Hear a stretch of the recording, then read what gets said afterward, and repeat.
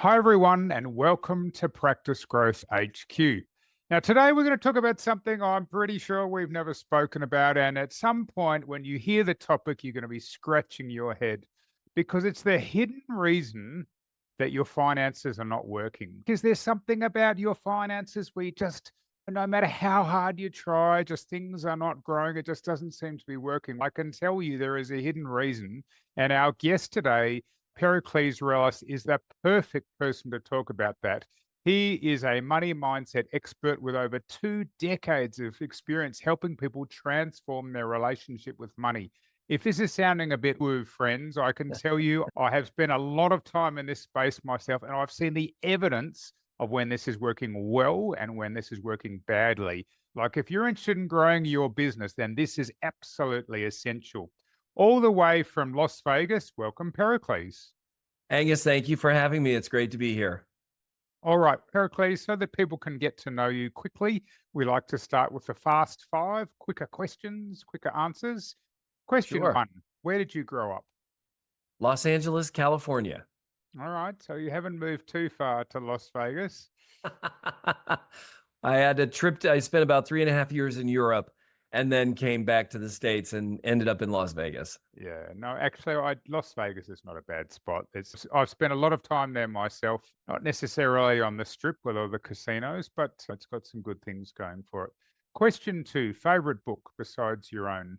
Ooh, that's a really good question. What is my favorite book? I would have to say there's a book by Antonia Fraser. It's actually historical on Marie Antoinette, and I think it's called Marie Antoinette. And it's just I'm a Frenchophile, love everything French, and so that would be it. All right, that's great. That's great. Question three, what's one of your superpowers? I can relate to anyone. That is a very helpful skill. Que- Question four, something you wish your 20-year-old self knew. Open an IRA, start investing. All right. Now, now, I just to be clear, listeners, most of our listeners are in Australia. We don't have IRAs per se, Oh, but let's call it a savings and investment account. start investing, start savings. Yes. Yes, I will admit to you, I had a conversation with a member of my team recently, and they were like, "Oh, what's a book I should be reading? What's something I should be reading about?" I said, honestly, the wonders of compound interest. If you could get going when you're in your 20s, by the time you're in your 50s, like I am, the difference is massive. Finally, Yep. Pericles, question five, something you're grateful for. My family. All right, Absolutely. well done. All right, now look, we're on the topic of money mindset. Again, listeners, if you are at any point thinking this seems a bit far-fetched, this is not woo-woo. There is the evidence that I've seen in this space is massive. And the difference, this, as I said at the beginning, this could be the hidden reason that your finances are working better. So rather than me talking about it, let's get the expert. Pericles, what is a money mindset? Yeah, it is the thing that actually runs the show. It's like the operating system in a computer. It is what drives our experience around money. It's what drives our ability to earn money, our ability to keep money. And until we distinguish it and we see whether it's operating the way we want it to or operating not the way, it is going to continue to run the show in the background. And that is just a fact, as you were saying earlier. It's like having an x-ray machine and the lenses aren't working. It's not going to give you what you want at the end of the day. And we need to go in and make the adjustments necessary. It seems just too simple. Really? Is that if we had every listener standing in a line from one end to the other, for some reason, there'd be people at one end of the line where money would just seem to come easily to them. And then there'd be people at the other end of the line where it wouldn't. What's going on there? Yeah, and that is exactly what I'm talking about. I like to call it our financial thermostat because everybody can relate to what a thermostat is, regardless of what hemisphere you're in. You set it to a certain temperature and it maintains that room at that temperature. No matter how much warmer it gets outside, it turns on the AC and brings it down, or the inverse is true. The same thing is true with our money mindset or our financial thermostat. How much money we can earn is determined by what our financial thermostat setting is. How much money we can keep same thing. And then our thoughts, feelings, and emotions around money are all determined by that financial thermostat. And so, as the example you just gave, there are some people whose financial thermostats for earning money are off the charts. They Mm, can earn lots and lots of money. And there are some people in that same boat whose financial thermostats for keeping money very low. So we mm. see people, they can make a lot of money, but they're always in debt. They're always behind. They're always trying to figure out, how do I make more money in order to just keep up? And then we have people who make very little money. They keep very little money, and yet they're completely satisfied and joy-filled. Mm, That's their financial thermostat setting around their thoughts, feelings, and emotions around money. I've worked with billionaires, people who are on the Forbes list, and I've watched them talk about how they never have enough money. And mm. I've worked with people who, again, make very little money and they're completely satisfied. Then there's another cycle where you're earning more money, but you're not happy yet. And so you say, if I just get to this level, I'll be okay. And you get to that level, and it's, you know what? Maybe if I get to this level, and then they end up in that hamster wheel of more money, I'll be happy, more money. They're chasing after something that money can't provide. And until they see that money won't provide it, they're never going to achieve the goal that they're looking for. That's all their financial thermostat.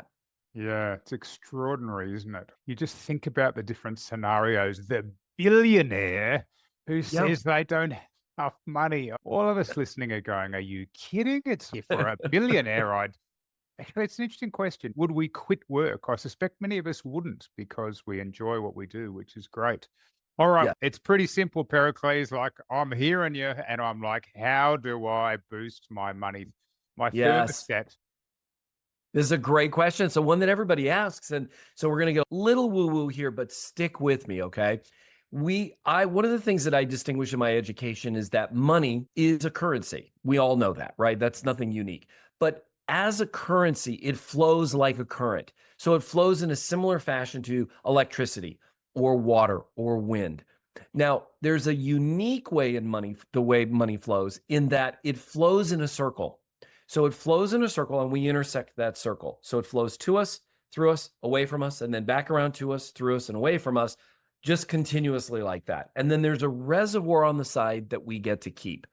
Now, because money flows in a circle, blocks anywhere in that flow are blocks everywhere in that flow. And what Mm, do I mean by blocks? mm, Blocks in the flow of money coming to us are things like, I resent the wealthy. I think money is the root of all evil. I think that people who earn a lot of money are bad people. Or if mm, you got rich, you've done something bad. You resent your boss, or you resent the higher ups in the hierarchy of whatever organization you're in. Those are all blocks in the flow of money coming to us. We can't become that which we resent or that which we hate. So if we resent the wealthy, you're never going to become wealthy. mm, Just bottom line. Blocks in the flow of money going away from us are, I hate paying my taxes. I hold on to money as long as I can. I hate spending money on anything. Or I owe people money, but I'm not going to pay them because I know they don't need the money. So I'm going to hold on to it as long as possible. All of those things are blocks in the flow of money. And again, because it flows in that circle, blocks anywhere in that flow are blocks everywhere in the flow. So there's a 3-step process that we can take or use to clear those blocks out, because at the end of the day, that's what we need to do, is clear those blocks. So let's take, for example, the conversation of money is the root of all evil. The first step is you have to own that's the conversation. You have to recognize it. I have this conversation. Money's the root of all evil. Great. We've now taken the first step. Second step is we need to let go of that conversation. We need to surrender it out to wherever you want to surrender it out to. Just saying it out loud. I let go of that conversation. That is no longer my conversation. That is no longer my belief. I surrender it and I let go of it. And then the third step is, now how do you want to relate to money? Declare it out loud. Money flows freely and abundantly in my life every single day. Money allows me to do the things that I want to do, and it can bring things into my life that I find joyous or I find pleasurable. Money will not bring you happiness. If you think money's going to bring you happiness, you're barking up the wrong tree. That will not happen. That's a fallacy, just like the billionaire. I've met many of them, and not all of them, but some of them are miserable. They do not have happy lives as a function of money. People who have happy lives have a happy life because they find happiness here. So Mm. you take that three-step process, you acknowledge and own that you have the conversation, you let go of the conversation, release it, and then create a new conversation in its place. Mm. And do that ongoingly. Anywhere you've got a block that you see, take those three steps. You'll start clearing those blocks. And what you're going to find is money will flow more freely and abundantly in your life. You will find more joy and happiness in your life. And you'll start saving and accumulating more money in your life. I can tell you those last three steps is something that all of us want. That's the Yes. reality, isn't it? We all want more money flowing in our life. We want more joy and we want to be able to accumulate more. Look, what we're talking about, listeners, is actually the subconscious mind. And Mm. we've spoken a bit about this on the podcast before. I've heard some data suggesting that 90 to 95% of our behaviors is dictated by our subconscious mind. And in a second, we're going to talk about some of those blocks that are in there. And Pericles mentioned money is the root of all evil. Some of the listeners will be aware that is actually misquoted. It's actually the love of money that is the root of all evil. So, therefore, we take half a truth and we go, oh, yeah, that's money's a bad thing. And therefore, if I accumulate a lot of this, I am a bad person. Mm. And it's really powerful how that stuff goes. I really like your flow analogy. And again, this is not woo woo. Like, look at our economy. Our Mhm. economy is absolutely circular. It's I receive money as an employee or a business owner, and then I spend it, and I spend it with a local business, and they spend it with another business. Like that's the way it works. It flows. Right. And when you've got a recession, people they stop spending. They go, oh, and it's often driven by sentiment more than necessarily what's actually happening financially. Although Yes. we've had a few interest rate rises which haven't helped, but it's all money's tight. So the money's coming in. I'm not spending as much, which means when you're spending with whatever local businesses. So they're not spending as much. And so those blocks happen. All right, let's talk about these three steps then. Acknowledge, let go, and create a new conversation. How do the listeners, because this is happening at a subconscious level, how do the listeners figure out what are the conversations that are happening in their mind that are causing these blocks? Look to see what's going on for you around money. For some people, you may never be able to distinguish where a specific conversation came from or that even a specific conversation exists. You may just have an experience around money. Why can't I get past this level of income? Mm, Why can't I get past this level of income? And you may find yourself saying that over and over again. You don't know what the negative conversation is or what the specific block is. You know the result of the block. It's like a patient coming in and saying, I don't know what it is, but my shoulder hurts, my mm, shoulder hurts, my mm, shoulder hurts. mm, Great. We're going to now take that. Now we're moving away from the medical analogy, but what we're going to say is, okay, I've got this conversation that I can't make more than this much money. First step, I'm owning that I have whatever it is that's going on around that. Second step, okay, I let go of that. This no longer has dominion over me. This negative conversation, this block around money, whatever it is that's stopping me from moving to the next level, I let go of it. I surrender that. And then third step is, just like I said earlier, it could be something as simple as money flows easily and abundantly to me every single day.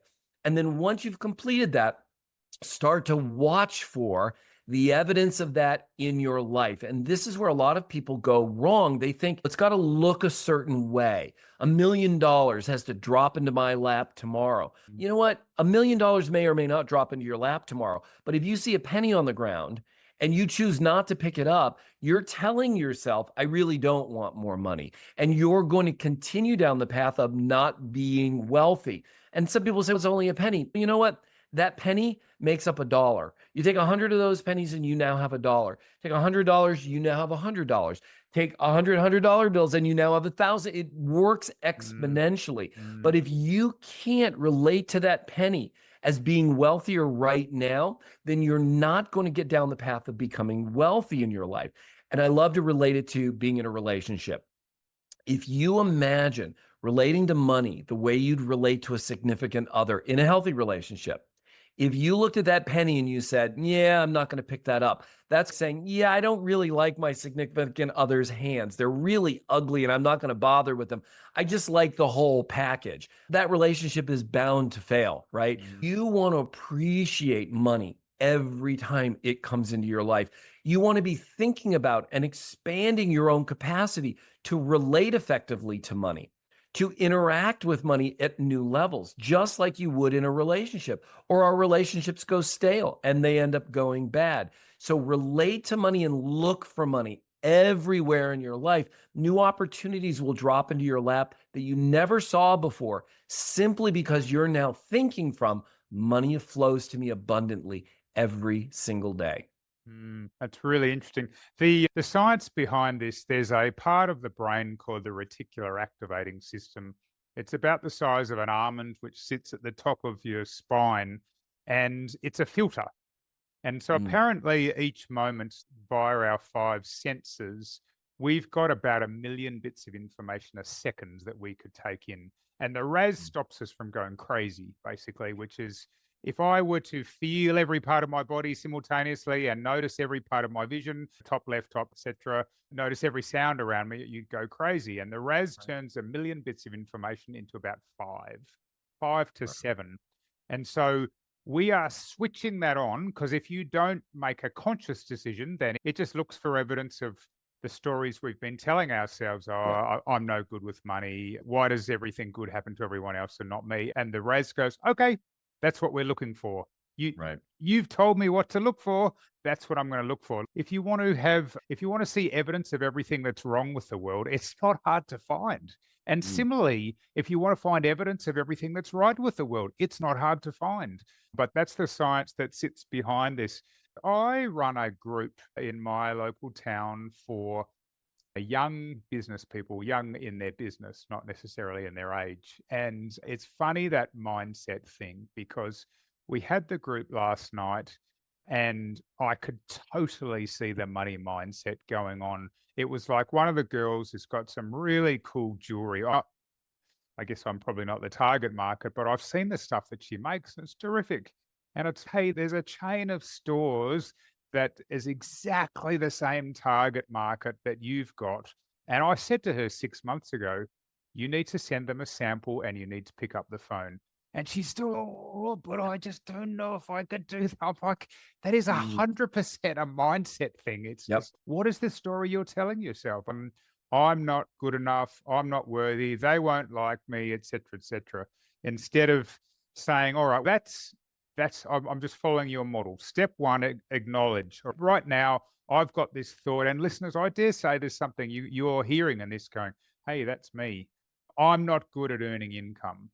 And go, all right, acknowledge it and then let it go. I know that used to be my belief, but that's no longer my belief. I choose to put that in the rearview mirror and then create the new conversation. And one of the ones that I like using, and Pericles, I'm interested in your views here. I tend to get my people to say, they say, oh, I'm no good at. I say, no, let's reframe that to I'm getting better at. I'm getting better at having money coming into my life. I'm getting better Mm, at saving because then there's a sense of progress there. Anyway, tell me about the things that you say to your people when you're dealing with this issue. yeah, I think this is a really great shift in the conversation we have with ourselves. And as you were saying, it is what we focus on that what we're going to ultimately see. We all know people who trip and fall into money every single day, and that's just their mindset around money shows up every single day. But getting to what you were talking about, I think it's really important for people to look at and declare things as they are right now, how they want them to be.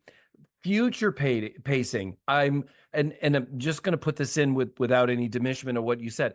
I'm getting better is good. It's better than I'm going to. There's a lot of times people say, I'm going to have lots of money. I'm going to, you can live your whole life. I'm going to. Right. We want to create smaller or larger increments rather than smaller increments in I'm getting better. Tomorrow we could get better by an nth degree, whereas we want to make bigger, bolder declarations around that and then watch for that to start to show up. I am a money magnet. Money just gravitates to me every single day. That's a bolder statement that gives people something they can really hold on to. Same thing with your client who's, "Ooh, I don't know if I really want it." I can handle anything at any time in any moment. There is Mm, no task too great for me. I love when people come to me and they talk about being overwhelmed. I'll ask them, just shift that word from overwhelm and say, I've got a lot on my plate and I can handle it all. That mm, suddenly puts everything in a different context where it's not running you, you're actually running it. And the last thing I'll say about that, and I think it relates back to what you were saying earlier, is we're moving into a place of declaration and creation rather than operating from default.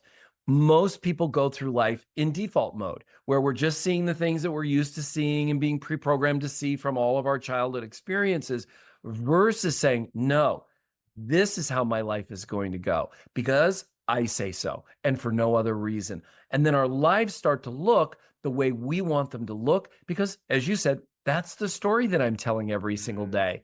When mm. you tell the same story every single day, suddenly life looks differently. It looks the way you want it to look versus that default version, which may not be what you want in your life. I just wrote down a couple of things that you said, and thank you. Look, I don't mind being corrected, and I think I, I'm getting better at is better than I'm no good at, but Yes. it's not as good as well. I can do it. I've written this down. I can handle anything at any time at any moment. I've got a lot on my plate, and I can handle it all. So that's Yeah. great. Yeah, and I really Yep. love that. I learned from Harv Eker, an author. He had Secrets of the Millionaire Mind. And Mm.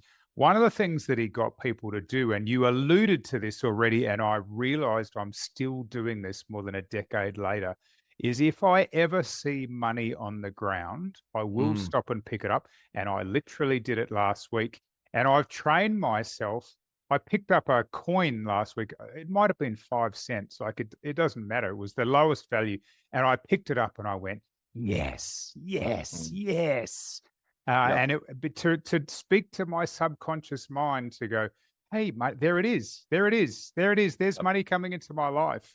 Again, listeners, some of you are thinking, boys, I don't know what you're drinking, but Well, I think if we look at it, and I will take a little bit deeper dive into this woo-woo conversation because I think it's really important. On a science level, we are all vibrating at a certain frequency. And that frequency, and you can look at Dr. Joe Dispenza and the work that he's done in meditation and the quantum field, and how when we're vibrating at a certain level, we actually generate and attract more of that. So if we're operating or vibrating at a level of gratitude and a level of thankfulness, life around us just suddenly looks more joyous, more happy. And it's the same thing with gloom and doom. If we go into that mode of everything's bad, sometimes we wake up and we say, I woke up on the wrong side of the day. You've just created in that moment how your day is going to go because you're now vibrating at that frequency of it's going to be a lousy day. And then everything that comes at us is a lousy day versus letting that go and creating, you know what? No, there is no lousy day in my life. Every day is an adventure in my life. Every day is exciting in my life.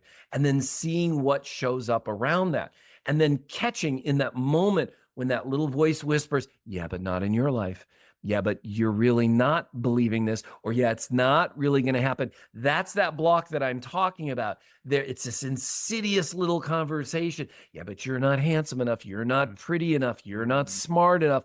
All of those things. Whoop, there's that conversation. I own it. I'm letting it go and I'm creating something else, right? Every single one of those moments, we catch them, we correct them. We actually don't correct them. We just get rid of them. We jettison them from our existence and create something new. Then we're living a created life. Then we're vibrating at a frequency that allows us to attract more and more of what we want into our lives every single day. That's great. I really like that. I've heard people talk about this vibrating at a frequency before, and I do know who Joe Dispenza is. I've heard him on a number of podcasts. Do you know any of the science behind this sort of vibrating at a frequency? I've done a lot of studying with, not with, but of Dr. Joe Dispenza. I've read some of his books and I've listened to some of his tapes. And this is very rudimentary on my part, but Okay. my understanding is that if you look at an atom, the majority of an atom is energy, Hmm. holding all the physical elements together. And that energy is vibrating at a certain frequency. And that if we adjust that vibration, it adjusts the vibration or impacts the vibration of everything around it. And because we're made up of atoms, if we're vibrating at a certain frequency, that vibration is going to harmonically attract more of that which how we're vibrating. And I think he was saying at one point that if we actually, in the quantum field, if we vibrate at a certain frequency, we can actually impact atoms on the other side of the universe just Hmm. in an instant, because everything is connected at a vibrational level. And if we look at emotions, if we have a certain of thought, it immediately generates a physiological change in us. Hmm. Like we can be thinking a negative thought and suddenly our respiration will go up, our heart rate will go up, Hmm. our eyes will dilate, or whatever that is.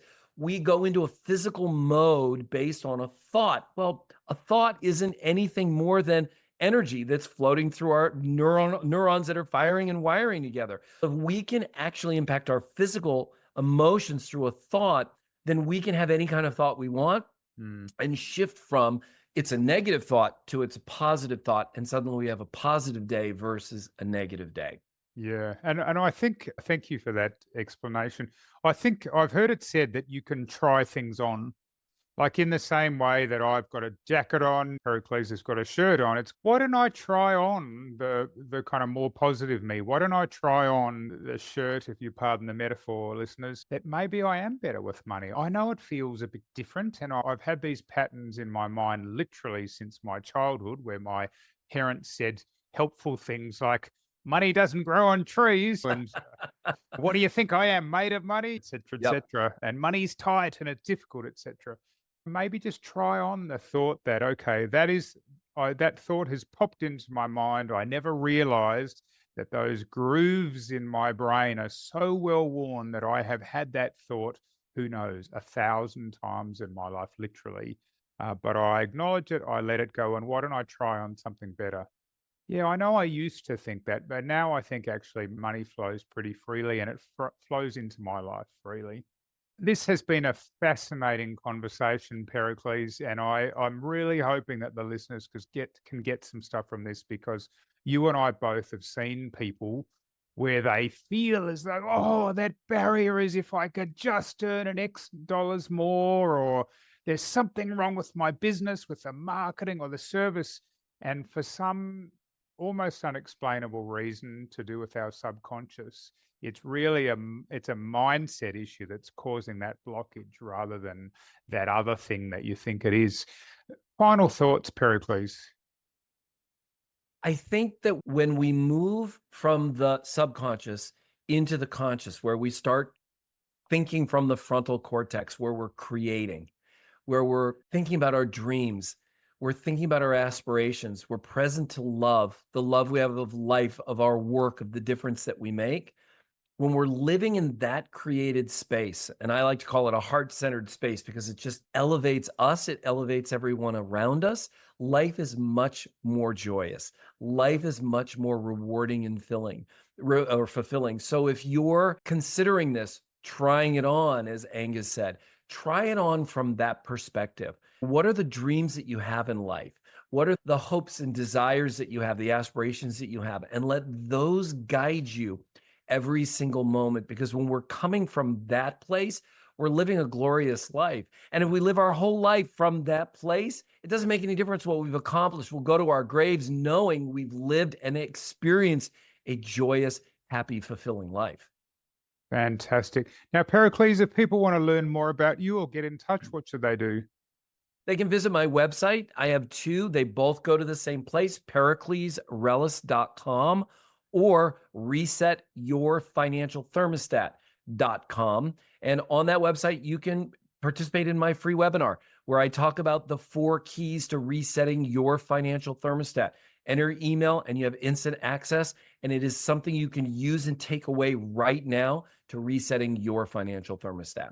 Okay, so resetyourfinancialthermostat.com, or Pericles Rellas, Pericles Rellas.com. Thank you so much for your time. I really appreciate it. Angus, it's been a pleasure. Thank you so much. I hope this was of value for your listeners. Absolutely. All right, everyone, we've covered a lot there, haven't we? And my question, as I ask you every week, is what is one practical thing you can do as a result of what you heard today? It's not knowledge that's power, it's applied knowledge that's power. Make sure you go and do that thing before you go on to whatever you're doing next. Finally, if you got some value from our time today, we'd really appreciate it if you'd head to where you heard the show, leave us a lovely review to give us the encouragement to bring you more great content every week on Practice Growth HQ.